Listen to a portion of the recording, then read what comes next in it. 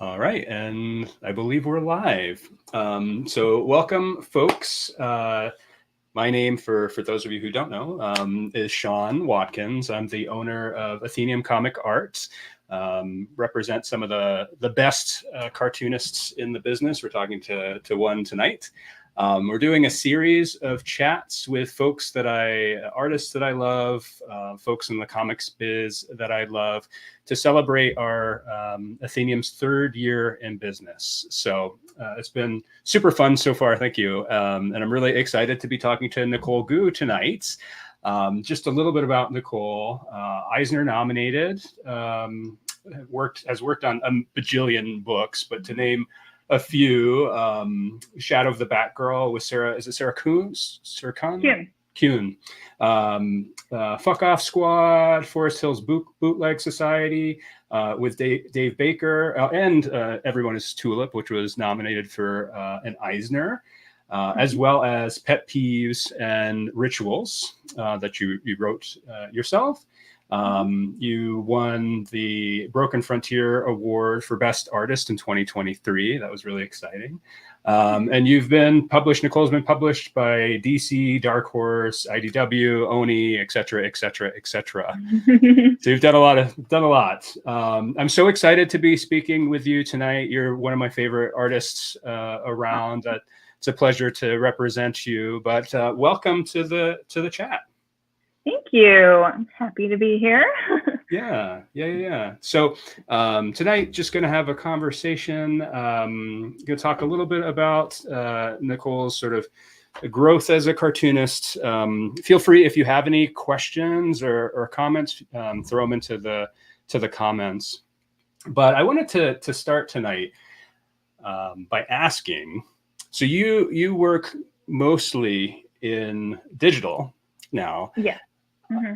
Why sell original art? I remember how we kind of connected, but I'd love to hear sort of your thoughts around original art, whether you collect it as well, but in terms of selling your own.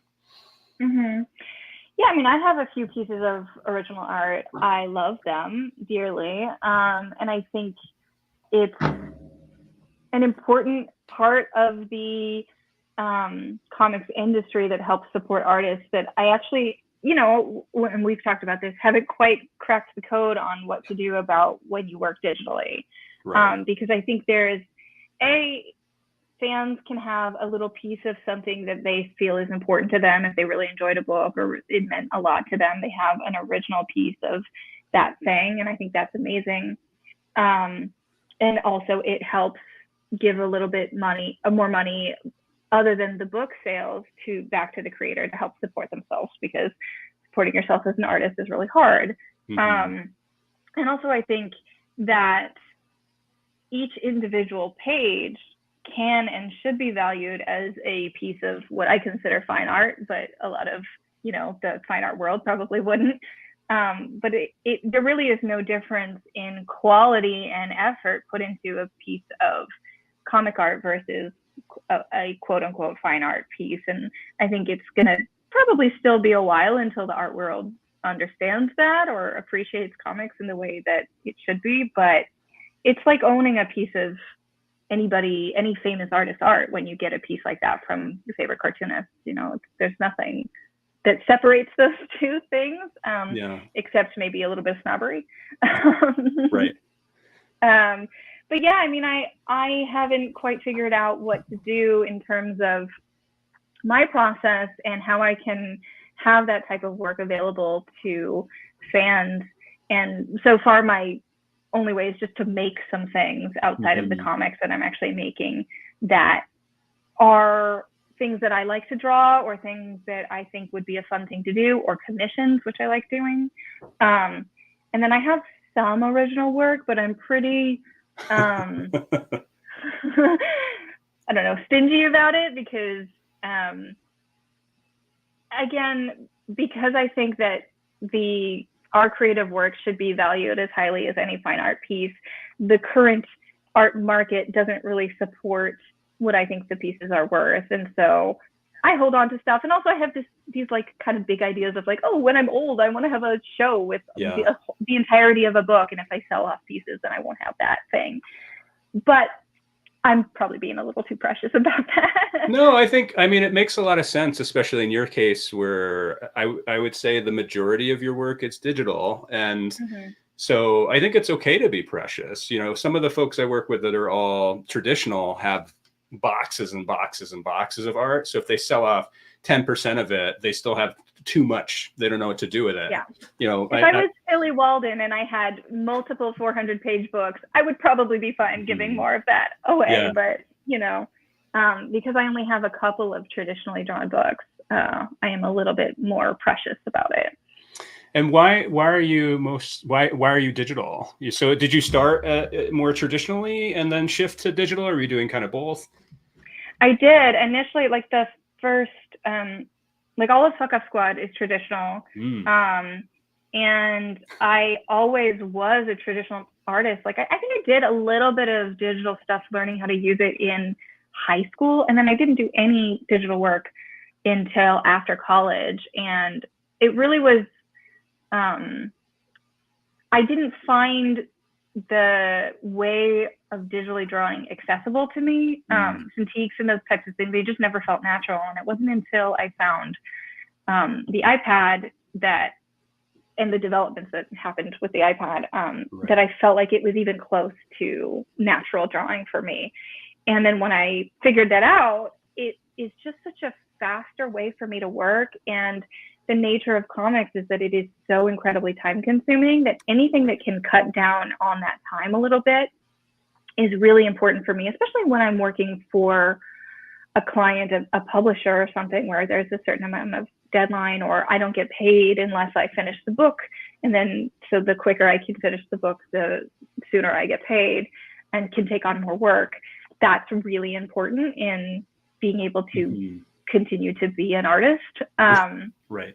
Unfortunately, I wish I could take forever on every book, which is why Pet Peeves is traditional. Well, it's half and half. So I did digital pencils because it's quicker and I can get closer to what I have in my head. And then I printed those out in blue on Bristol board and then inked them traditionally because that was a project I did completely for myself and didn't have a publisher lined up or anything when I was making, and I wasn't getting paid for it. I did get paid later when I sold it. Yes, fortunately, Avery Hill was lovely about that. But I didn't even plan on publishing it really when I started making it. So it was no timeline, no rules, no nothing, no necessity to finish it quickly because I was working on other projects at the same time, and I had a little bit more freedom to just take my time with it. I would love to see those originals at some, not to sell them, And next time you come to LA, you can definitely see them. Soon. Are there any advantages to digital beyond just the speed? Because I ask because I feel like you've kind of perfected your style in digital form, and it's just from the layman's perspective, you know, the covers I've seen you do, the books I've seen you do are just so gorgeous. Are there things that you can do digitally that you couldn't do in a more traditional means? Absolutely. Yeah. I mean, the way that I draw digitally is so different from the way that I would draw if I was working traditionally, for a couple of reasons. One, because the ability to cut out and move around and adjust makes it so that I can get closer to what I see in my head. And that's always in the planning stages of stuff. I will move things around and get them to how I want them, and then I will ink on top of that and color on top of that. But also in the just the logistics of the coloring process and the inking process, the way that I ink, I use a pencil brush, and then I use this kind of texture brush for a lot of my inking now. Allows me what I think of as a subtlety that I find really difficult to do in traditional. It's not that you couldn't, it's just that I don't personally have the tools to do them in the way that I'm doing them. Mm-hmm. And also the experimentation level, because since I'm working in layers, you know, if I'm like, I want to set a big spotted black here, but I'm not sure if that's how I want this page to look or if that's going to be successful. I can try it and then go, oh, that didn't work. I want it to be this texture brush, or I want it to just be color, or I want it to be these other things. And so I feel much more relaxed about being experimental with the pages that I'm doing, because you can just undo it, you know, if you mess up.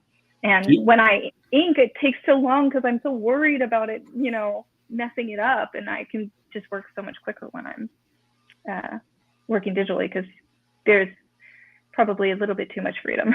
Yeah, that's what I was gonna ask. You know, I've heard some folks say, you know, that they get kind of trapped in playing around, or they are zoomed in so far that they're like, you could never see it. And, you know, it just, you get too detail oriented. Do you ever feel like you kind of get trapped in it? Or do you have like, you know, process down, you know, this is how much I need to get done in a day, and it's done when it's done? I mean, it happens sometimes where I am probably doing more than I need to, but I don't draw in a like overly complex way. I think I try and do as much detail as I can without it being overworked. And I think sometimes, you know, I'm doing little details in a background that no one's going to see. But the way that I look at that usually is nobody's going to notice that it's there, but they would notice if it wasn't there. Yeah.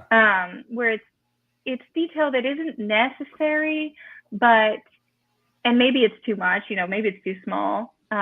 But I feel like if I didn't have it, things would feel empty. They would feel like I wasn't trying hard enough, or that it wasn't kind of a completed image. And I think cartoonists actually often overdo it and work too hard. You know, there's so much storytelling that you can do with less. And I think we as a whole often do too much. But I also sometimes notice when people have not done enough, you know, and are, you know, taking the quick way out, because, and this is not necessarily criticism, because comics do take forever, and it is more about storytelling than it is about rendering.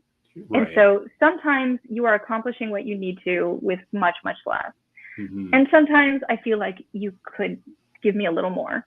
I want to understand this environment. I want to, you know, it's absolutely fine to have panels without backgrounds, but maybe not every panel on the page. Maybe we get a couple with an environment that is telling us what is going on. And I think that is also part of the storytelling, because if I don't understand where these characters are or what's happening with them, then I feel lost as a reader, I guess. Yeah. But I also, the particular brushes that I use, and this is maybe like so nitty gritty, like I love it. that I use this like really textured pencil brush, which is honestly just like a standard brush that comes with Procreate.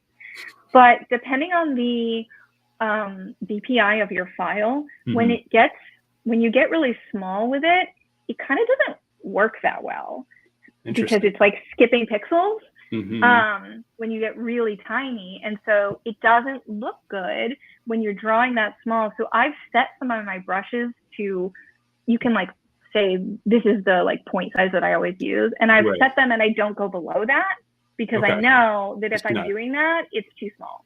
So I have these sort of like guidelines set up for myself of like, if you're getting so detailed that you're going under this size, A, it's not going to look good, and B, nobody will see it. Yeah, don't bother with it. That's funny.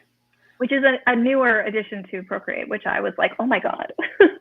You can, and then also your lines are consistent all the time, because you're always using the same size, if that's what you want. But like I have a couple like markers of like, this is my like 0.3 brush, and this is like my 0.8 brush, or whatever. It's the same as it would be if you were using a pen. Right.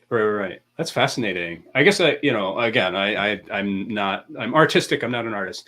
But I haven't thought that deeply about those, you know, it's the mechanics of those spaces are fascinating. we could probably go down a rabbit hole with this. I think about like what happens when Procreate updates and like changes things. Are you annoyed when they take away an option, that sort of thing? Do you ever find it kind of changing on you in ways that are not productive, or is it always kind of upgrading? For the most part, it has been the updates are them adding stuff. But I did find when I had an iPad from 2017 forever, and just this last Christmas I got a new one, and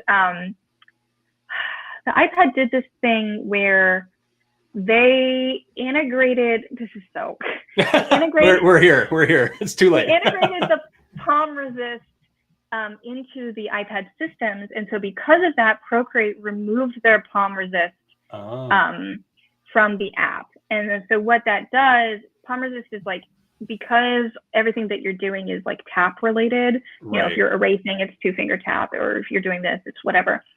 So it does this thing now with, I don't know if it's just the way that I draw or if other people are experiencing this. And I've tried to do so much research to figure out how to fix it. But I used to be fine where I would just draw and it would work and it was great. And then I could do my double tap and it would erase. But now it responds to the pressure of my hand and as a double tap, because like I'm only like touching like 2 little parts and it's not seeing it as a whole hand. And so I will draw something and then it'll erase it immediately. And then if I don't catch it and I draw another line, you can't undo back something that, it's so annoying. So I end up doing like extra work sometimes now, and it's only because I updated iPads, which is infuriating. Yes, that's fascinating. Technology is not always helping us. Yeah, it got a little better when I switched screen protectors, but it's still not as good as it was before. And it's a feature that's gone from the app because of the updates on the iPad, and that's stupid. But it is what it is, and you just learn to adjust. And it's still annoying, but when I first got it, I was like livid. I was so mad. I can imagine. Well, maybe someone from Procreate will watch this at some point and they'll fix it for you. I tweeted at them and was like, what the fuck? But they were just like, it's an iPad now. I'm like, oh, great. That sucks. It's obnoxious. And there's so many things that could be added to that app, but also it's a $9 app that's not subscription based, so you really can't be nitpicky. Right. Yeah. Let's switch gears a little bit, and I'd love to hear, a little bit about your journey to becoming a fabulous cartoonist that you are today. Did you read comics when you were a kid? Was this always the plan, was to work in comics, or was there? So my journey is interesting because it's a little bit cyclical in that when I was younger, so I didn't really consider myself a comics person kind of ever because of these weird sort of standardized ideas that we have in the West about what comics are. Right. So I read newspaper strips every single day when I got home from work or from class. But I never considered that comics because I don't know. Right. Because comics were superhero things that my brother read. And when I got a little older, I got really into manga. And from maybe 11 or 12 till 16, 17, something like that, I was obsessed with manga. And I was like, I'm going to move to Japan and be a mangaka. But I also couldn't really figure out the storytelling part of that because I was, I would watch anime and I would read manga and I would just draw the characters or copy the characters. And that's kind of how I learned to draw. But I'm not as strong on the writing. And so I tried a couple times. I tried with my brother and one of my friends to get them to write me a story or to work on a story. And it was always they were just not as invested and we're not able to get the story. So we had some character designs and a rough idea of the story, but the stories never got written. So I didn't really make those comics. And I just wanted to draw. And then as I got older, I got really back into animation and was I'm going to be an animator. And then I got to just before college and was I realized how much drawing animation is and was I can't do that. That's too much drawing, which is funny because comics is so much drawing. Yeah. And so I shifted gears and was like, okay, I'm just going to be a painter. And I went to school for drawing and painting, and I loved life drawing and life painting. I was so into it, but I couldn't understand the career path for me because I am someone who likes to have guidelines and kind of a direction to go in. And when you are a painter, every painting you do, you're kind of starting from scratch. I have to come up with a new thing. I have to come up with a new idea. And, you know, obviously you can do theories and things like that, but so much of it is self-propelled. And I am someone who needs a little bit more structure and a little bit more guidance. And so I shifted to illustration, where theoretically you're getting an article or a topic or something where I just need that little spark of like, what am I working on now? And having that really helped me kind of be able to create creative work within a framework of an idea. And then I got out of school and was like, I don't know how to make this a career either. Because I spent hundreds of postcards, I sent emails, I did all of this kind of cold call work after I graduated. And, you know, you send so many emails for like one response, you know. And I ended up, you know, working for a toy company for a while. I did some design work. None of it was really what I wanted. And then I started hanging out with Dave. We met through some mutual friends, and he was like, "You want to do a comic?" And I was like, "Not really."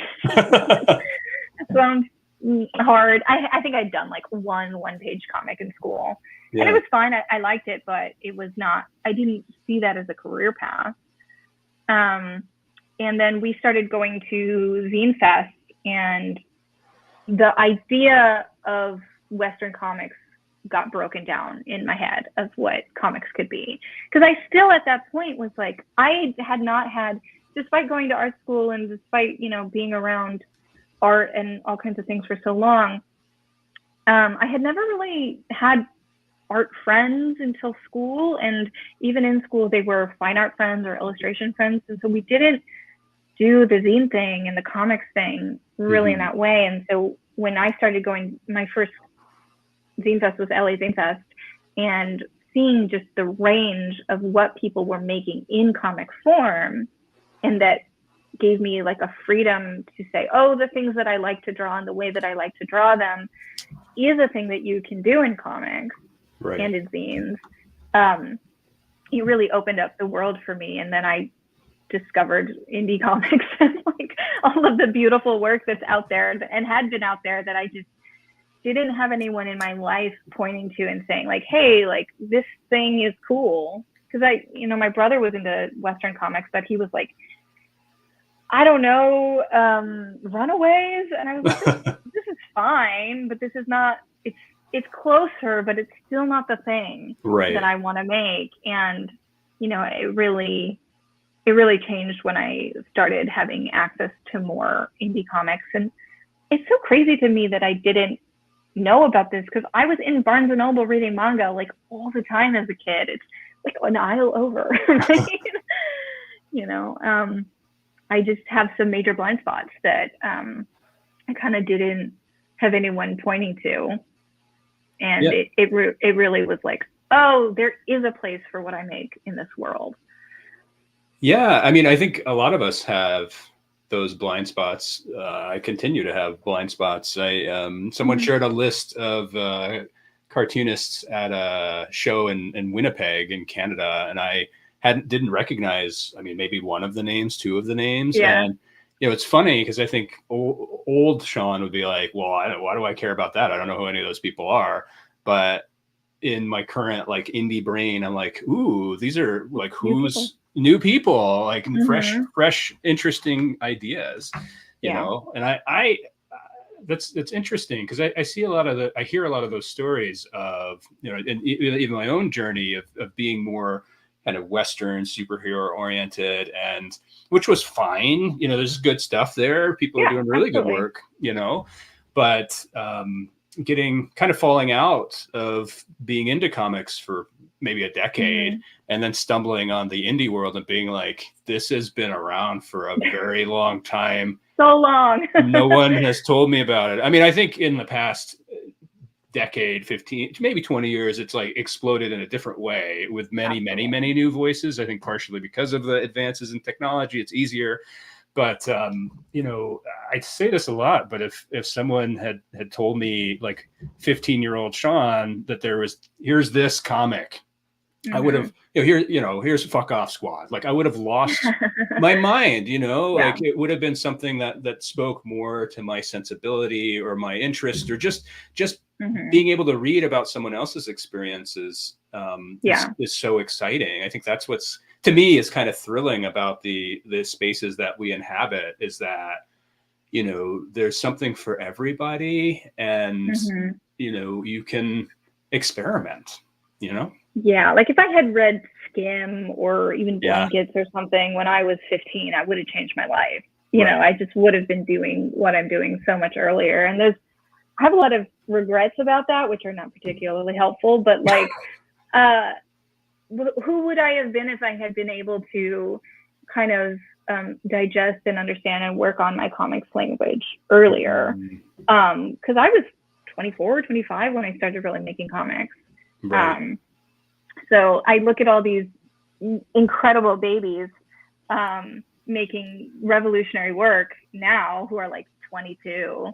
And I think like, oh, if I had, not that I would have been making anything on that scale then, but if I had been able to start understanding what I wanted to make in comics at 15, where would I be now? Yeah. Well, do you think that, I mean, you've been in the game for a while now. Do you think that part of the longevity of your career is partially because you came at it a little bit later and maybe had a better sense of what you wanted to do and were more focused at that point? I mean, I ask because I think, it is interesting going to these shows where the age feels like it stays about the same with those young folks coming in, and there tends to be, and this is just anecdotal, but like, this gap between these, like, you're like, I'm around all these 19-year-olds and me, who's almost 40, and I'm just curious, as you're kind of thinking about, being better able. Go ahead. Yeah, that's an interesting question, and I hadn't really thought about it that way. I'm wondering if it's more just the age-old problem of art school and of how hard it is to be an artist and how dedicated you have to be and how privileged you have to be, really, to be able to consistently do that. And I think for better or for worse, one of the reasons that I've been able to have the longevity and staying power that I have in comics is really just privilege of, like, I grew up in a white middle-class family who supported me in the arts. I went to school and didn't have any loans. I don't have family who's relying on me. I don't have sick grandparents who need my time. I have a partner who is very supportive. I have all of these things going for me, as well as good timing and having my style be something that's accessible and popular right now. There's just so many factors. And I think whenever you have more elements coming in, being more of a minority, having family issues, having debt, having all of these things, being an artist is really hard already. So when you add that stuff in, it just means that, like, the percentage of people who come out of art school and are successfully continue to be an artist, it's not because they don't want to be artists, it's because the realities of living in a capitalist system doesn't support that.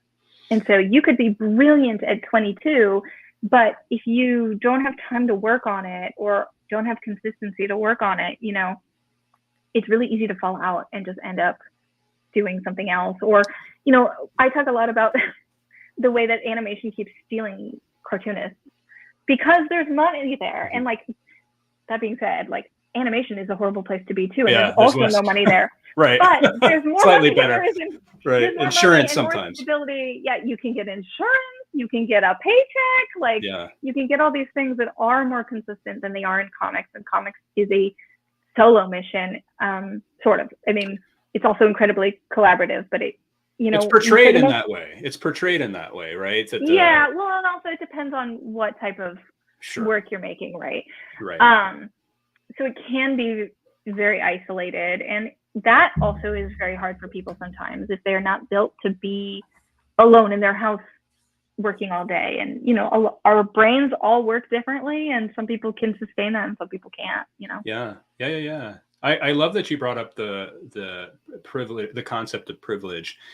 And I think you'll see a lot of the successful cartoonists are successful. We talk about success. It's so interesting because I think even the most successful cartoonists are not like living in a mansion somewhere. They're like, it's like a solid middle class, maybe upper middle class if they're lucky, kind of life, But you see, they'll have spouses that have a job that provides healthcare that makes their lives easier. Comic wives. And I also think about, I think in the arts field in general, especially in comics though, where you kind of have to do all of the things. You have to be a marketer, you have to be a business person, you have to be HR, you have to do all of this stuff. Folks don't have a space to gain, don't have many, they're growing spaces, but they don't have many spaces to gain those skills either. And, I think that's a privilege as well to have those kind of supports and to have, an uncle that's a lawyer that can read through your contract to make sure that you aren't getting screwed over forever. That's the part of, there's many things to be frustrated with the comics industry in general. But I see more and more spaces of, kind of a, not lack of knowledge isn't the right way of putting it, but sort of not being exposed to the tools and knowledge that could better support decisions, career-based decisions. You know what I mean? Yeah. I went to art school, and my biggest gripe with art school is the lack of information about the business side of comics. Yeah. And I think even if we had a class, it wouldn't have been very good. And I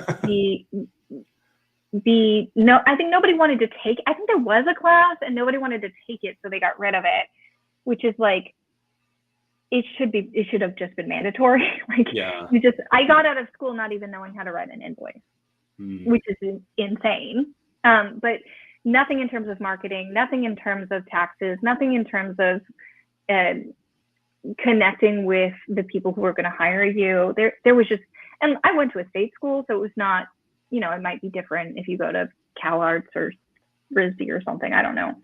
But I don't think there's a lot anywhere of that information. And the only way that I've been able to get a lot of that is just either just figuring it out or not having it figured out and doing it anyway.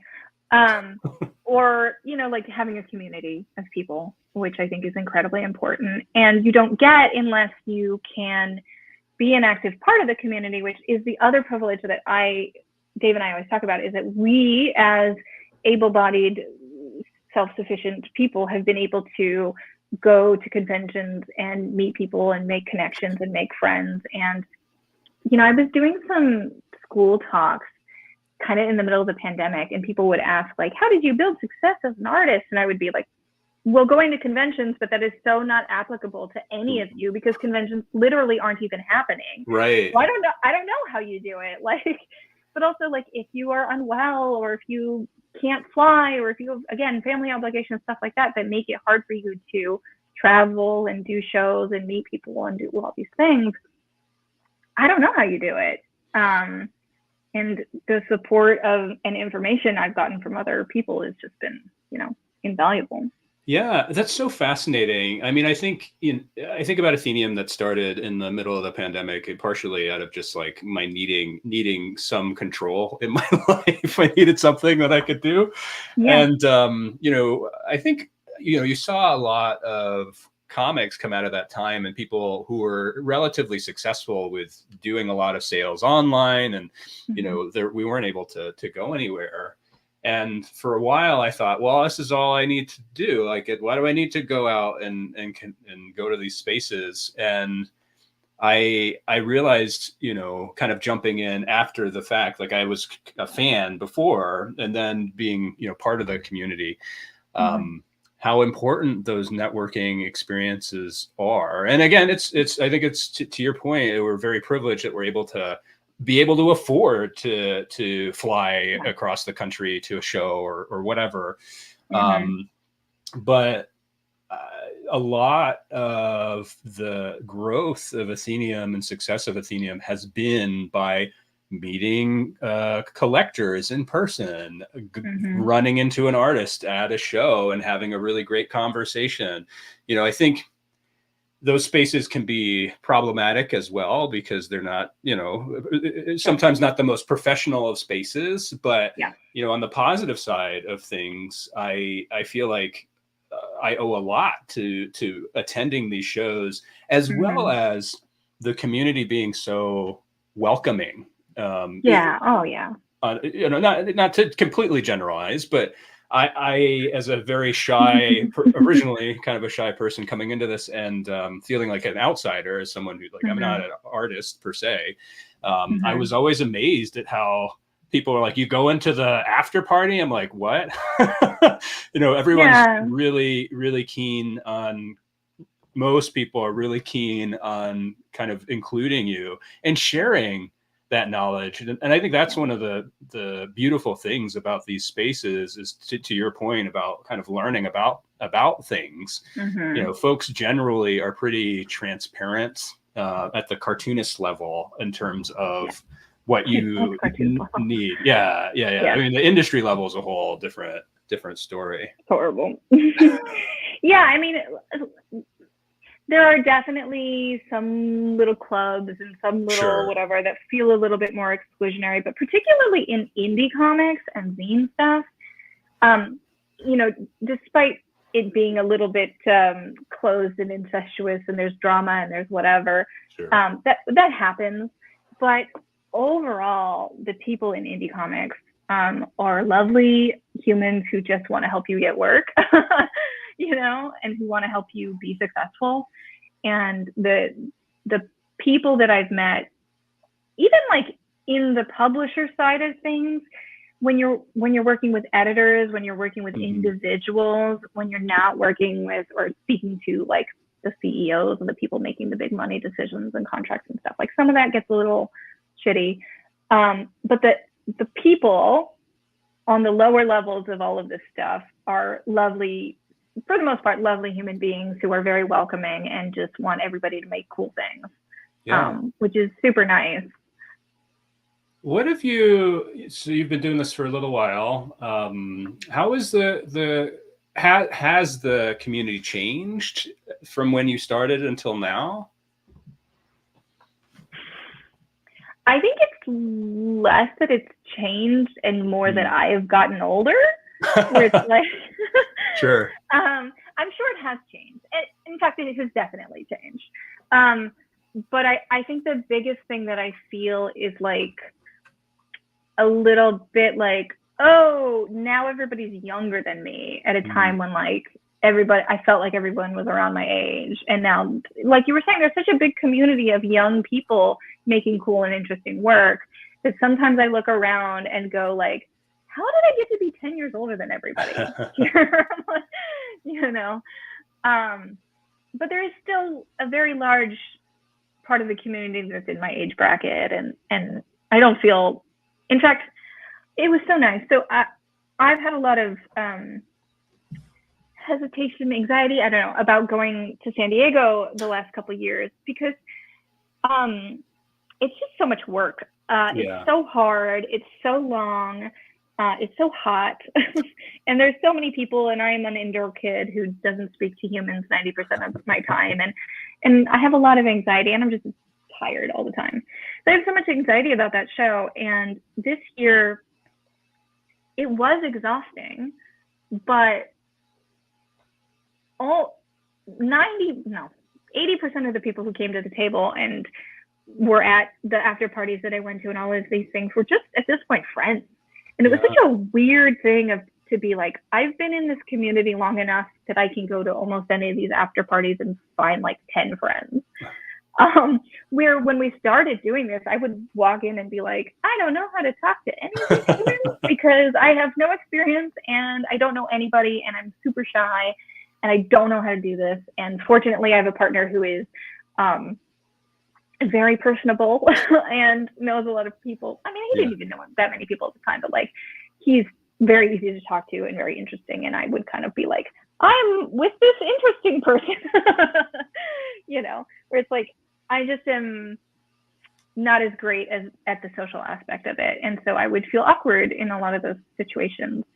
And now we go to these shows and it was so rejuvenating to my soul to just like see all of my friends who I don't get to see very often and talk to at all. And that is the biggest difference for me of when I started, where it was just like, here's this tiny comic book. You've never heard of me and I've never met you. And like, I hope you like it. And now it's kind of like, oh no, like I am whether you've heard of me or not, like I am a person who exists in this community and I can go and see friends kind of at any event, which is nice. It's not always the case, but like almost always there will be at least a few people that I am familiar with or friends with. And that feels super nice. Yeah. I think it's the confidence that comes with being established and having that community. And I know for me, it's so strange, like because I work with you all so closely, I forget that people are coming to see you. Not that I forget that, but you know, I'll be like, Nicole, and like there's someone who's just like so excited to be there, you know, that I'm like cutting the line. And you know, it's so interesting because you all are just people to me now instead of like my heroes. You still are my hero, but you know what I mean. I think that, you know, it's like what I love about cons is being kind of, I'm always whenever I take a personality test, I'm right in the middle of introverted and extroverted.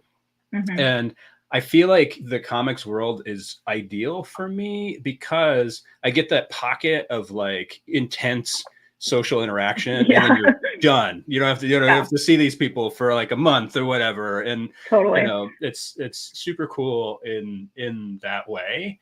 But I you know, it's interesting. Well, a couple things with San Diego. I didn't go this year. I've actually never been, but this was the first year where I felt like I was missing out on something in terms of like indie comics. And I don't know if that was, you know, just a perception of like how social media is kind of highlighting what's happening.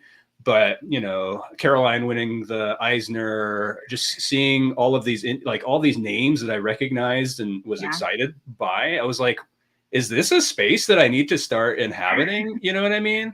How was so you said San Diego was refreshing for you, but did you feel like you're sort of becoming more of a staple of San Diego Comic-Con? I think it's that. I think it's definitely that. I think also, and I don't really walk around at shows that much anymore, except for like SBX and TCAF and the independent shows, because I, for the most part, know it's going to be there. And you know, it's so much effort to just like, especially San Diego, like walking around that show is fucking horrible and don't do it.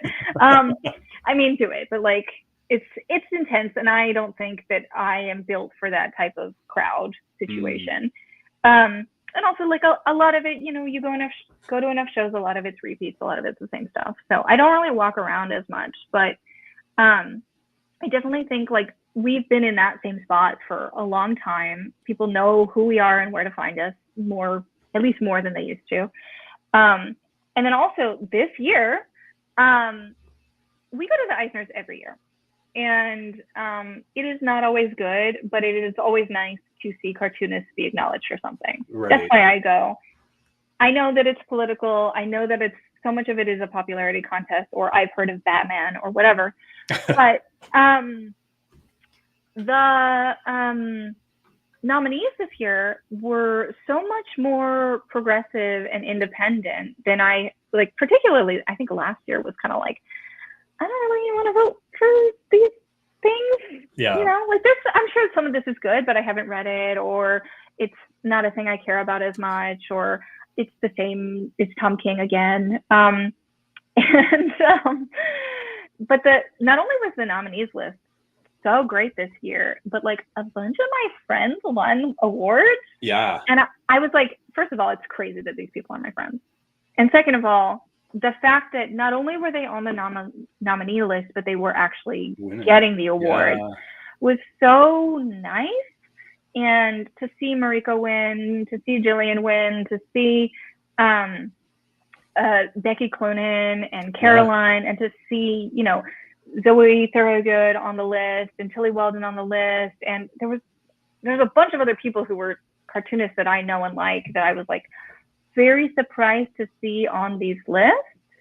There was only one of my friends really who was nominated who didn't win. And I was like, this is so crazy. Like to not only be really excited about the people who are winning these awards for once, but also to like personally know some of them. Yeah. It's kind of a strange feeling. Well, it felt like in years past, they'd always would throw a bone to the indie space, and it would be like Tilly. It's like Tilly Walden is nominated for this because everyone knows who Tilly is. And, you know, she wouldn't win or rarely win. And that was the only name that was there. Right. And it was exciting to be, I mean, it's so hard to like actually get news from what's happening at the Eisners. I was like, I had to find some Twitter person that was there that was updating. Yeah. It's just interesting how like those spaces are what gets the most attention, we'll say. And I think understandably, most people don't want to go to the Eisners because it's really long, and it often is kind of just a big two fest, which, you know, there's nothing wrong with those books. Obviously they have their place and there's a lot of good work there, but if you're not into that, then you're not going to get as much out of it. But when it is good, it can be really good. And also even seeing, less so when it's Tom King for his 5th Eisner or whatever, but like seeing, it just is so much work to make comics at any level. And to see someone, even if it's a book that you didn't like or didn't think should win, to see them have an acknowledgement for all the time and effort that has gone into the process of making that thing, I just think it's nice. You know, and so we always go, and then people laugh at us for going. But I think it's so interesting because maybe this is partially from my like academic background as well. Like it feels like even if you are doing work that isn't celebrated or kind of the mainstream isn't your thing, it feels like the history is important to acknowledge in some ways. And I think people will disagree with me, but for me, it's like there's a history that's come before us, and it is super problematic, and it's mostly white and mostly male, et cetera, et cetera. And there are these pillars that, you know, are built on systemic issues. And that's super problematic, and we need to talk about it. But the other side of me is like tradition, you know, like, sure, there's something there's not much for comics. That's the thing, right? Like everyone, you know, we've heard this a million times. Like everyone hates the Eisners until they win it or their friends win it, right? Like, you know, and I totally get that. But it's just so nice to see these people celebrated. Yeah. I think the thing is that there is so much incredible work that isn't acknowledged. Yes. That sometimes it can feel bad to go to a show and see the same types of work or the same people be acknowledged over and over again. And it feels bad when there's such an incredible range of work happening out there that because so much of it is a popularity contest, like literally, so there is a jury for the Eisners, and you send in books, they read them, and then that jury picks, however they pick the nominees, and then the rest of it is just that the entire comics industry, anybody at any level who has, you know, worked in comics can vote. Right. So much of the time it's just like, I've heard of this person and I haven't heard of these other people. So it's not based on actually the quality of the work. It's based on the popularity of the people making the work. And that's not great. It's not the best system, Right. But nobody has time to read all 100 nominees on the list. You know, it just doesn't work that way. So it is a very skewed system, but because there is so little acknowledgement in general, it just is like, at least somebody's getting props.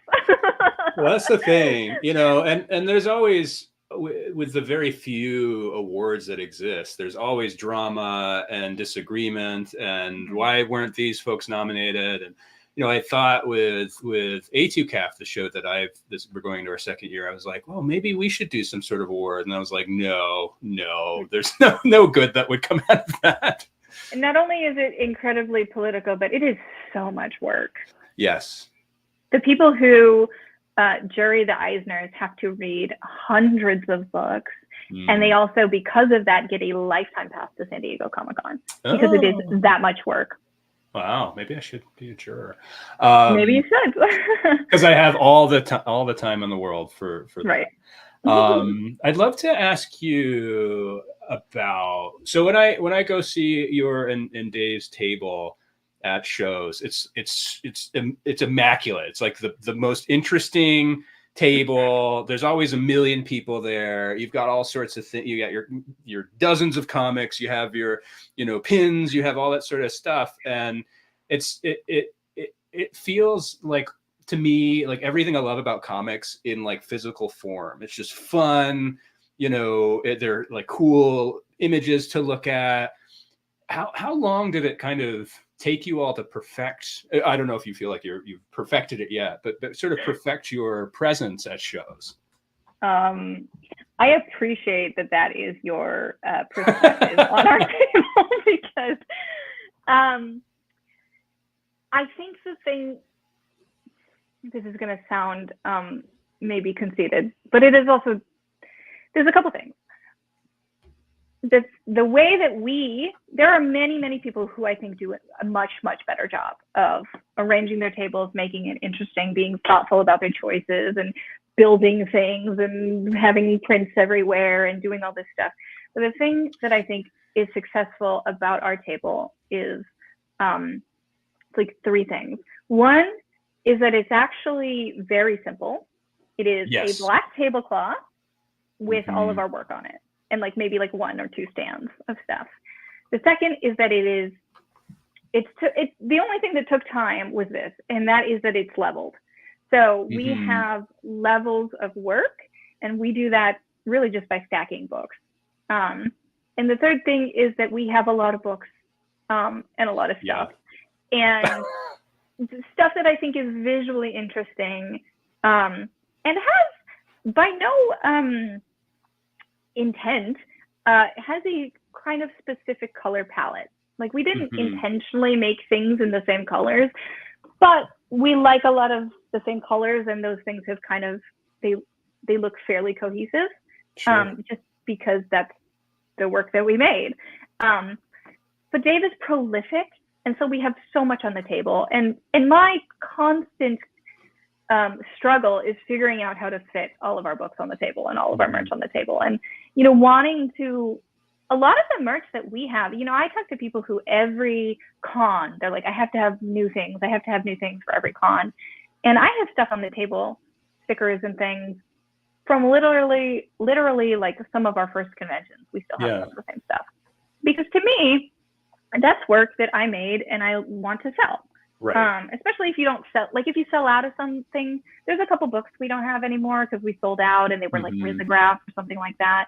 I phased out some stickers and some patches and things that I just didn't feel like reprinting. Or we had a lot of pins for a while because there was a bubble with pins where they were just selling like hotcakes. And we don't have as many of those on the table because we don't do as well. But for the most part, if something is consistently selling, we will keep it on the table if there's space. Space is a big issue now. But, you know, while we are constantly trying to make new work, I don't really prescribe to I need a whole new table setup. I need a bunch of new things for every show, because every show you go to is going to be different people. New people. Yeah. Different people. Yeah. And like, we try and we're always making things, and particularly Dave has put out a Halloween boy like every other month this year. It feels like we have so many of those. The books that I've been working on, because I'm not putting them out in issues, they take longer, and I don't have as much new work, which for this San Diego, I didn't have any new work, and I felt I had some like patches and some merch and stuff that was new. But, you know, this sounds reductive and bad advice kind of, but like I think the trick is to make interesting work and put it on the table. I mean, there are people who do just a wonderful job of having beautiful wooden structures and shelves and things and making it easier to see the work in a lot of ways. And I think you should absolutely invest in that. But because we do a lot of travel shows, it's really hard to get that stuff places. So we just put the simplest amount of things, extra things to bring. Like, we don't even bring our banners to a lot of shows, which I think is not great, but it's too heavy and it's so hard to get ourselves and enough books to these shows that it's really just the work and like a black tablecloth. And I highly recommend having, you know, making it visually interesting in a way that like is stacked so people can see all of the things. It's super important. I think you're selling yourself a little short. I mean, I think from my perspective, you have a lot of stuff, but it's not overwhelming. It's very welcoming. It feels like you're drawn. Maybe it's the colors. I don't know, but I feel drawn to your table even without knowing the work. And I think there's something about the work you all are doing that's like perpetually hip. It's like it feels fresh. I don't know if that because you make the work. Maybe it doesn't. I hope that's true. We just make what we make and hope that people like it. I mean, even, you know, Fuck Off Squad that's been out for a long time, you know, I think that's still very exciting and relevant work. I think do not ever underestimate the power of a name, because we have sold so many Fuck Off Squads and so much Fuck Off Squad merch to people who have never heard of it, will maybe never read the book, because that name is so fun. And I think in a lot of spaces unexpected. That like people will buy a Fuck Off Squad patch even without knowing what it is or caring to read. There's so many people at comic shows who don't read comics, particularly the big pop culture shows. So we've done a lot of work, or been able to do a lot of work based on merch sales, without them being comics readers at all, because of that name and because of the aesthetics of it. You know, if it's fun, if it's colorful, if people like the way that it looks. And a lot of that is for me, it's about simplicity. I think a lot of work is kind of without focal point. And that I think is something about the table too, is that we try and do like have a hierarchy and have focal points to draw your eye to the things that we want you to focus on or to look at. And we do kind of like pyramids of stuff. So it's like zines over here, and then the books in like a big triangle pyramid, and then maybe some like prints and stuff over here. And so we are trying to draw your eye to specific places around the table. The other thing is that we always stand when we table. I was going to say that I can still see you. I feel like sometimes, and I don't even think it's conscious, but I think sometimes people hide behind all of their stuff, and you're like, where is the person that made this thing? Absolutely. And like, I think that it's so hard to find enough space to display your work that a lot of people will do those like hutches, where it's like prints and stuff, and it's just a little window with them.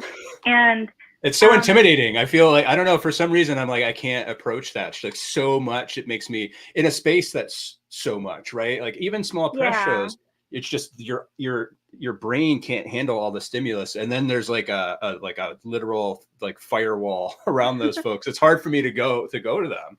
I do think that those things are like visually beautiful and well done. But I think in order to engage with the work and to purchase the work, you have to talk to the creator.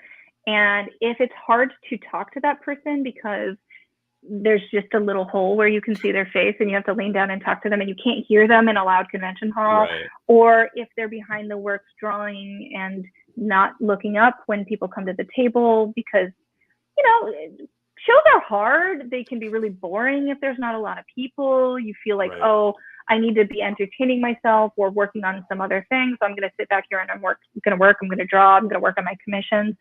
But then when someone comes up and wants to speak to you about your work, it's just like a tiny little barrier of like trying to get their attention. Or, you know, we don't do it as well as we used to, but we actively engage with as many people walking past as we can. And sometimes we'll be like, hey, would you like to look at my book? Can I like talk to you about it? Whatever. And I try and not be pushy about that, because that can also drive people away. But the number of people who don't know that they are interested in your work until you've said, hey, look at this thing that you might like, where it's so, like you were saying, you're so overstimulated that without having some sort of pull in, you're going to give every table the same amount of attention. And you know, it might be something that you do like, or you would care about if you flip through it, but you don't know that because you're so overstimulated and like being drawn in 10 directions at once. Yeah, I'm still a little shy at these shows, and I'll try and do, because if someone catches me with their eyes, I'm like, I gotta go over there. So I'll do like as far away, and I'll look to one side as far as away from the table. I'll do a whole round around and then I'll like start getting closer and closer.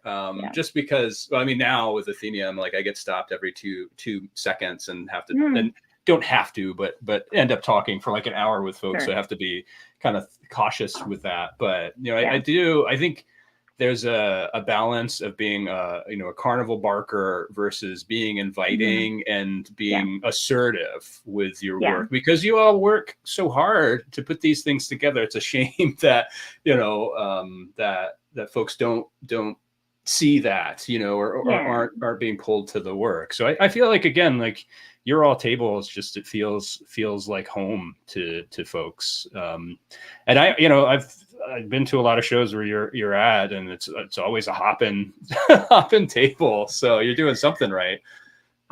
I mean, that's such a nice thing to hear, because I am always feeling like we could be doing it better.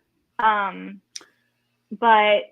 I do think that what we have, without too much effort, is fairly successful. And it's somewhere in between a black tablecloth with an open portfolio and the like full hutch of work and spinny racks and all of that stuff, which I think we probably need some spinny racks. But I mean, you know, they're like little fidget toys for people, but like, because there's such limited space, it allows you, you know, if you have a bunch of pins or something, to have more things on display.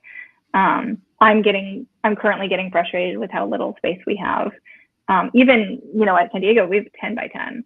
And I'm like, there has got to be a better way to arrange this that displays the work better, and allows people to see it and have access to it. And we'll figure it out one day. It's constant evolution. I know we're getting towards the end of our time. Just a few other questions. Are there any projects that you're working on now that you could share a little bit about? So most of it I'm not allowed to talk too much about. Okay, no, that's fine. But there's one that will not be coming out for a very long time that I actually just finished. Won't be coming out till 2026 and is not announced. But it's a project with Dave, and I will say it is kind of spiritual sequel to the Fuck Off Squad Forest Hills Bootleg Society style book. So anybody who likes those books, keep an eye out for that. And then I think it's been teased. There's no official announcement, but I am working on a book at Abrams with Mariko Tamaki, which will come out next year. Wow. It's very exciting. Yes. Because Mariko has written some of my favorite comics ever. And I'm so thrilled to be able to work on this story with her. And I hope that people like it when it comes out. You know, it's an interesting place to be in, because I think that she has made and worked with some of the the kind of some of the most interesting people in comics right now. And it's a kind of a hard act to follow. So we'll see how it goes. But I'm very excited about the book. I think it's going to be good. I'm confident that you will do amazingly. And I mean, there's not a Mariko project that I haven't liked. I mean, I loved her Harley Quinn comic. I thought that was excellent. You know, that's so exciting. I'm really happy for you. That's gonna be awesome. And I guess there's a couple questions that came in from the audience that I just wanted to bring up. I guess we'll start with this one, and then maybe the other one's a good way to end. So you and Dave put together a group of artists who made Shitty Watchmen, Shitty Dark Knight, and Shitty Dark Knight. If you were to do another shitty book, what would you choose and why?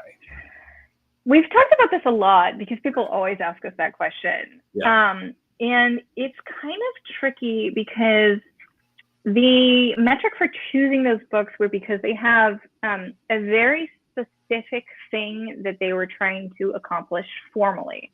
So Watchmen is a 16-panel grid. I mean, a 9-panel grid, and Dark Knight Returns is a 16-panel grid, I believe. And so those projects are kind of a analysis and distillation of the functionality of those two formative ideas. Right. And to find another book that kind of fits that mold is tricky. And we were kind of like, okay, so they both came out in, 86, I think. And so like the three major books that came out in 86 are those two and like Mouse. And we're not going to do a shitty Mouse, right? Oh my God. You can't no. that. No, some people have tried.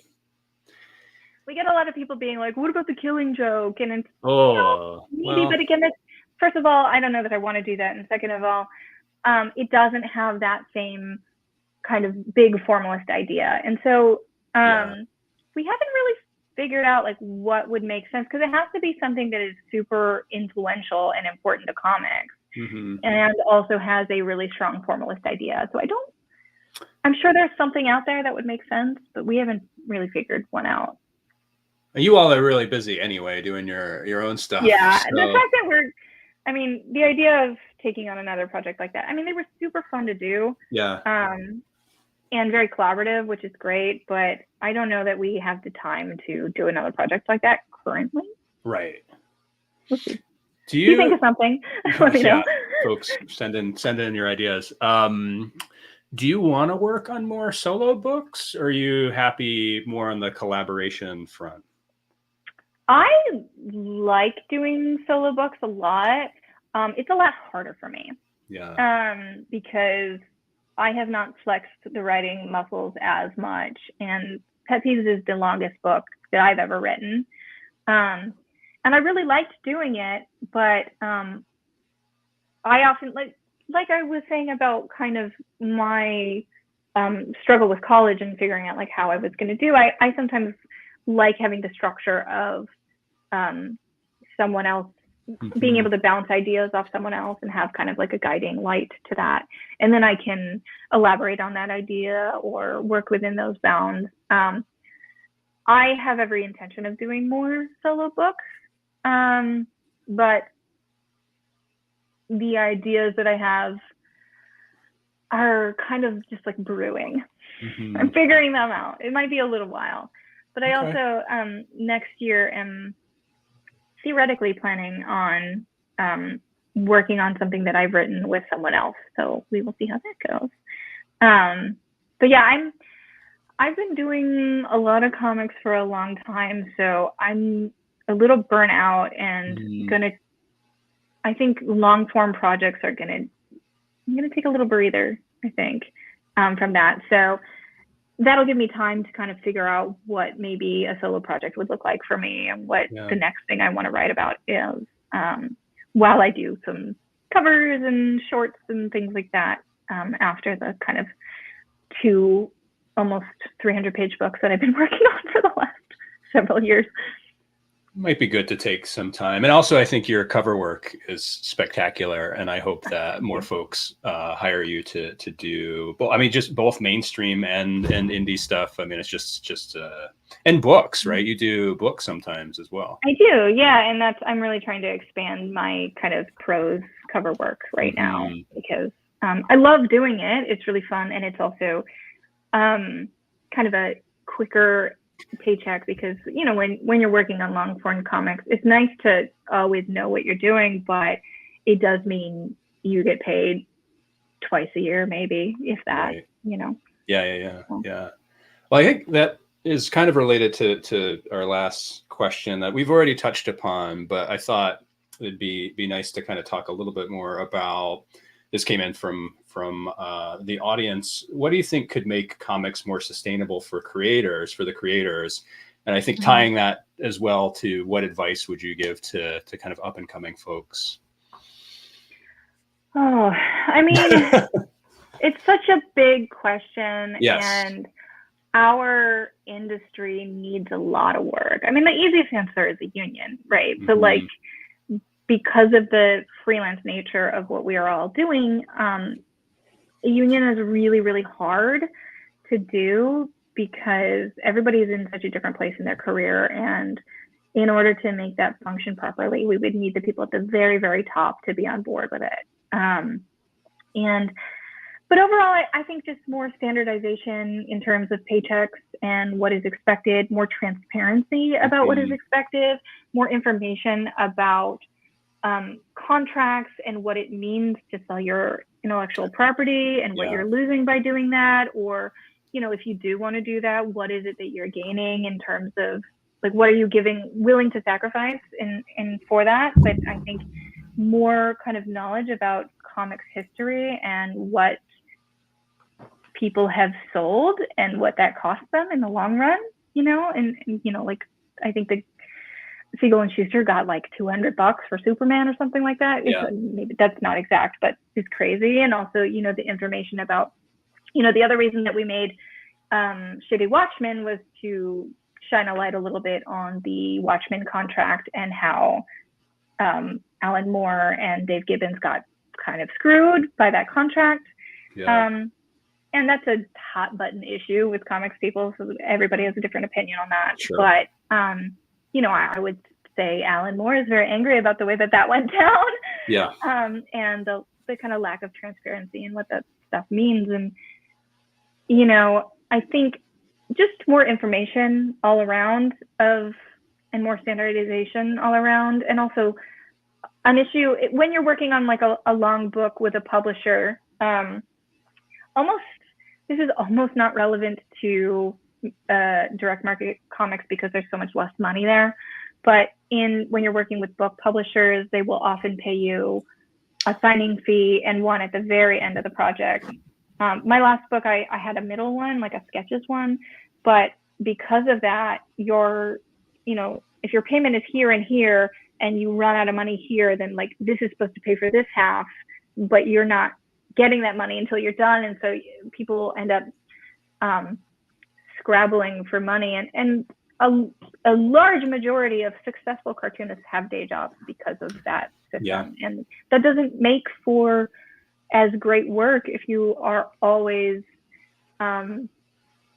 just scrabbling for time to make the work. If you're at a job all day just trying to make ends meet, then you have these little windows when you can actually work on the thing that you're supposed to be working on. It makes it very difficult to make great and interesting work. And I have been very fortunate that the last few jobs that I've gotten, or the timing of certain things, has allowed me to pay for my life and not have a day job.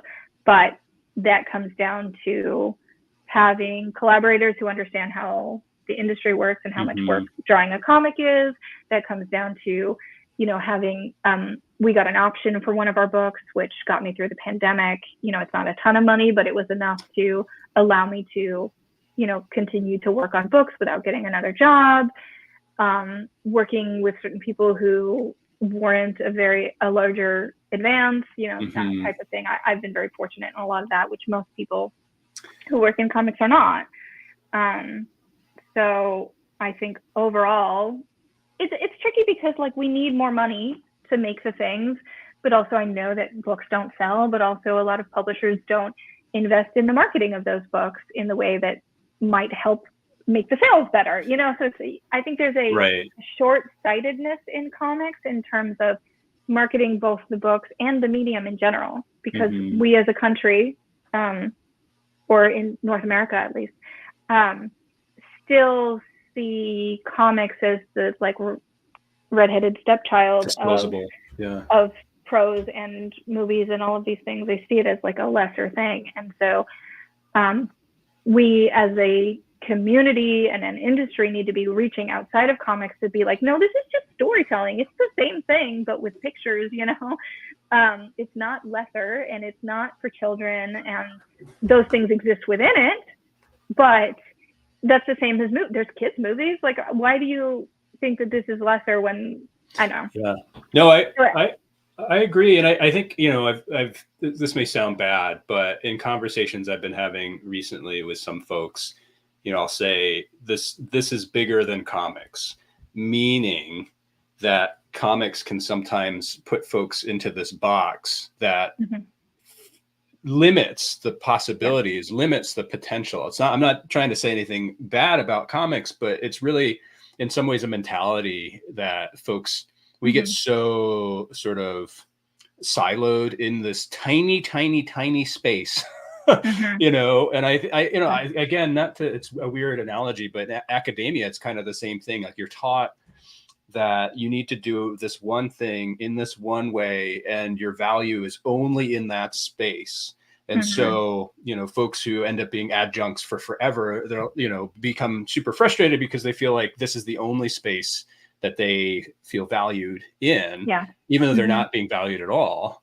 And I feel like the more that we can come together and collaborate, right, and think of creative and new ways. That's why I love, you know, collaborating with Avi at Silver Sprocket. I think Avi has so many wonderful ideas about what these spaces could be.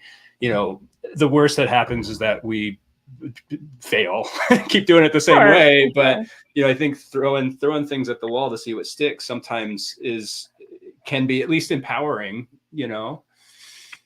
Yeah, I mean, I think when you talk to people in PR for comics, the idea is, oh, well, the only people who care about comics are these 10 comic sites, so we need to get people to write articles on these sites, and that's the marketing budget.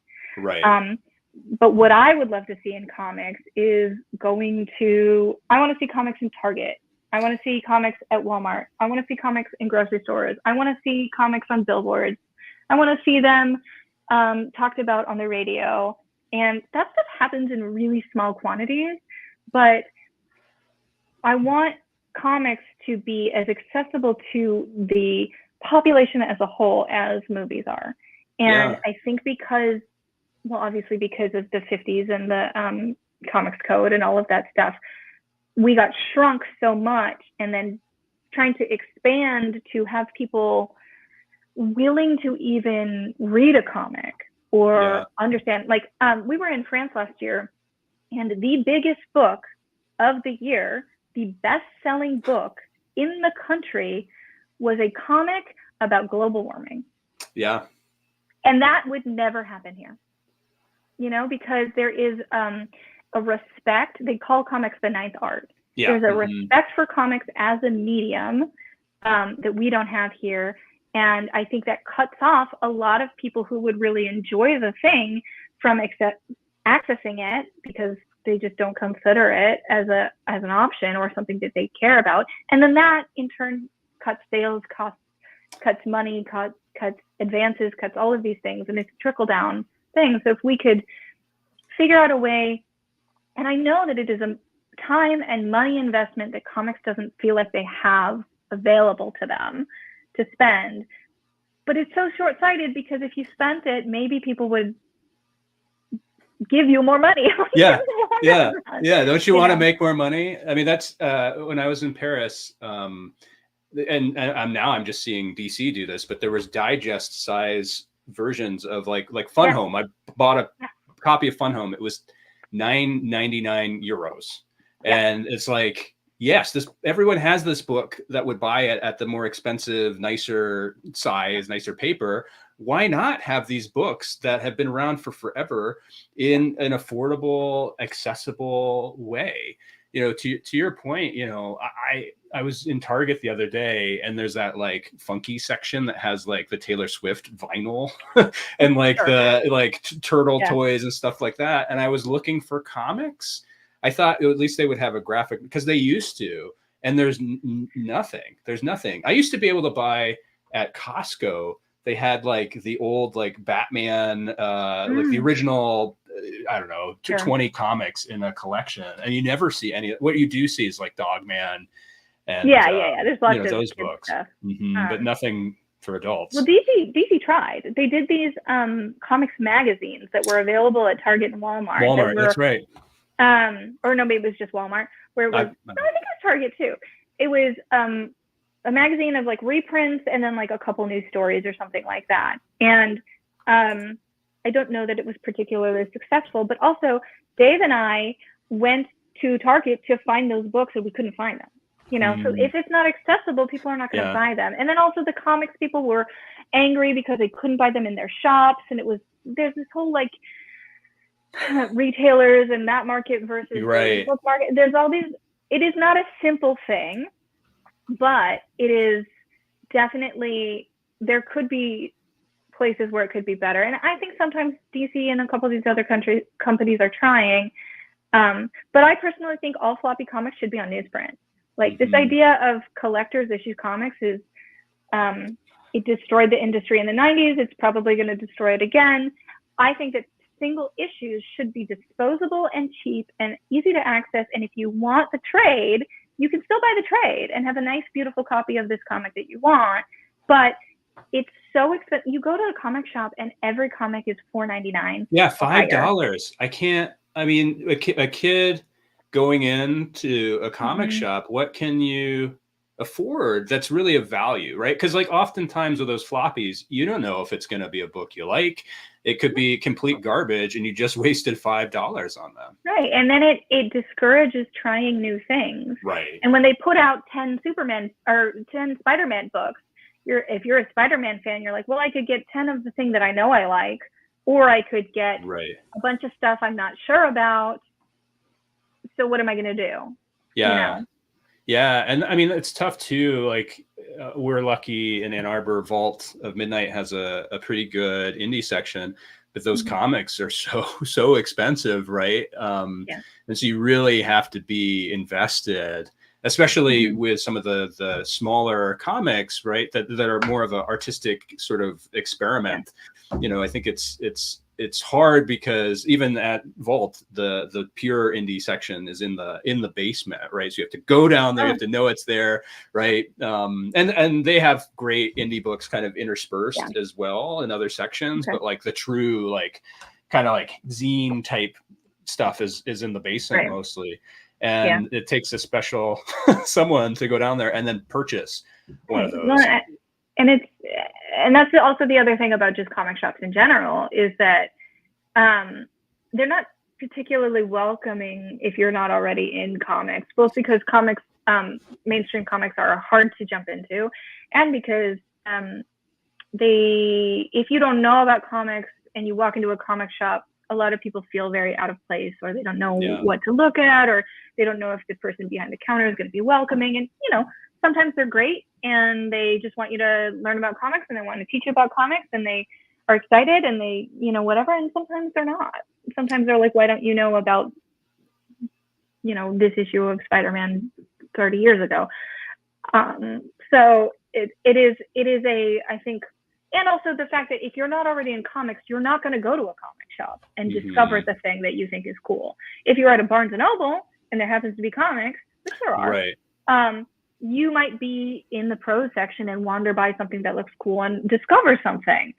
But it's very hard to discover something when you have to go to a specific place for that thing. Yeah. I mean, I think I was introduced to comics at like my dentist's, or my dad would be in line at the grocery store and he'd be like, oh yeah, I read the Fantastic Four. I'll throw it into the thing. It costs, I don't know, $2.20. whatever, it'll shut my kid up for a little bit, and there isn't those opportunities. They're not just, to your point of kind of being this more obtainable, cheaper thing. Comics used to they weren't precious, right? The ideas, I think, were precious, but the physical form were just thrown everywhere, right? You get like a ratty comic. That was like the joy, to find some sort of new thing to read. And it's, I think, Vault, does a really great job of being inviting and has a lot of things in it, not just comics. So people are going, you go for board games, but then you see comics, you go for your, Funko Pops, and you see I think to survive, a lot of these spaces have to diversify and have really friendly, knowledgeable staff. But I've had so many poor experiences where I feel like I love comics, but this is not a space for me, which is really unfortunate. Yeah, I feel that way too. And there, like you said, there are many shops that are doing so much work in making their shop not only a bookstore, but a community space. Right. So they have events, and they have gaming stuff, and they have, book clubs or whatever it is to make it more accessible to people and draw them in. And the best shops do that, but a lot of shops don't. And, even me as a comic reader, I will walk into a comics dungeon sometimes and be like, I can't see these books. They're stacked in a way that doesn't make sense to me. I don't know what I'm looking at. If I'm not looking for something specific, like where do I start? Yeah. And, obviously there's a range of bookstores. Some people do it amazing. Some people are not as successful at it. But I think if you want to sell more books, being able to bring people into the space who are maybe not there for the newest issue of X-Men, is a really, because there's so much media that we don't know that we like until we see it, or until we are told about it. I always think about, like, when I was in high school and I was taking, I don't know, AP English or whatever it was, and we had to read Othello.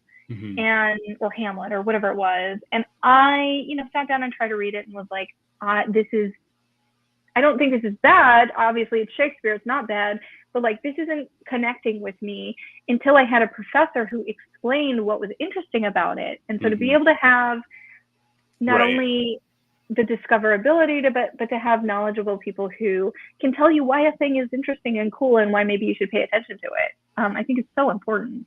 Yeah, I agree. And I think that curation and in some ways mentorship and whatever, being able to connect to someone. And I've told my story of like wanting someone to acknowledge that I was a living being in a comic space in the short-lived comic store in my tiny town. It's kind of amazing that it existed at all. But even, the privilege of being close to a comic shop, right? Like most people don't live anywhere near. So like, how would you even know comics exist other than going to Target and seeing, manga, on the walls or whatever? Yeah. There's a lot of work to be done, but it also means, in a positive way, that the audience is kind of endless, right? Like, I think getting books to your point again, getting books into people's hands and saying, this is good, read it. That's my mission often, is like, hey, have you, person who's never read a comic before, have you read this? And they're like, wow, that's amazing. That's why comics people are so intense about the thing that they care about, because you kind of have to be in order to find your personal touchstones within it, right? Yeah. When I was a kid and I was really into manga, I went to Barnes & Noble and Borders all the time, but I also went to like garage sales to like find stuff, because manga was not accessible in the way that it is now. Right. And so like, people always ask me like, oh, what was your favorite anime? What was your favorite manga when you were growing up? And like, there's a few like ones that I read all the way through, but so much of the stuff I was getting like one disc, like the pirated, right? And it was like, the thing that I could find of it, and I would watch 4 episodes of this thing and be like, I love this, but I don't have access to the rest of the story and I don't know how to find it. So I don't have as many of like, oh yeah, I was so into blah, blah, blah, deep cut thing. It's like, I was really into this one disc of this, but I don't know the rest of the story, and I don't really remember what it was. Yeah, it was literally whatever I could get, whatever thing. Yeah, yeah. Yeah. Those are the days. Well, I have kept you way longer than I said I would. Is there anything else that you want to touch base on, or sort of any other announcements, or where folks can find you on social media? What would you like to leave the audience with tonight? Yeah, I mean, I guess just looking forward to those next two books, which will be out in 2025 and 2026 from Abrams. And I don't know if I'm allowed to say where the other one is yet. I'll leave it for now. Okay.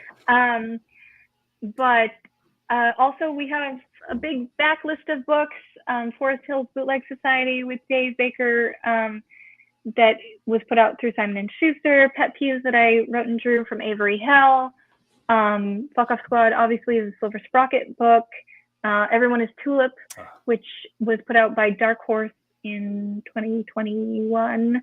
So all of those, and you can find them at most bookstores, or my website is NicoleGoux.com, or all of those are available except for, well, maybe Backrow, at heydavebaker.com, which the store, I have not had my store open in a while. I need to reopen it, but Dave's store is open. Let's go there. And then I am at Nicole Goux on Twitter and Blue Sky, and at NGoux on Instagram, which I probably use more than the other ones. My social is waxes and wanes in terms of my energy for it. Sure. But I'm there, and I post stuff sometimes. I make stuff all the time. It just doesn't always make it to the light of day until it's done many years later. And at Athenaeum. Yeah. I have lots of original art on Athenaeum still available. And commissions, if you're ever interested. And commissions. And I have a few things I might send you soon. I would love that. I would love that. Well, thank you so much. I feel like there's a ton more that we could talk about. So maybe we can do a part 2 sometime in the future. This is why I was unworried. It's very, very easy for me to talk about comics. Thank you. Well, thanks everybody for joining tonight. Again, we got some lovely. I just put a video up on Instagram of some of Nicole's pieces that we have that are gorgeous.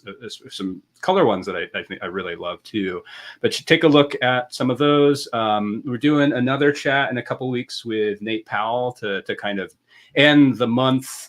I mean, it's an exhausting month of celebrations, but really excited for that. We'll be traveling to Cake and a few other things. But follow us on social media, and you can see. Go ahead, Nicole. We do have some con appearances coming up. I just remembered. Also, I just discovered this comments section, which I didn't see before. So thank you for everybody saying things.